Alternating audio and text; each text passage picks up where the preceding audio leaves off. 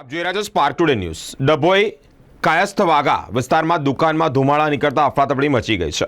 દુકાન તાળું તોડતા જ ઇલેક્ટ્રિક સામાનમાં આગ લાગી હોય તે માહિતી સામે આવી છે। સ્થાનિકો દ્વારા તાત્કાલિક ડભોઈ નગરપાલિકા અને ફાયર વિભાગને જાણ કરવામાં આવી છે અને આગ પર કાબુ મેળવાયો છે। આગ વિકરાળ બને તે પહેલા જ આગ પર કાબુ મેળવાયો છે।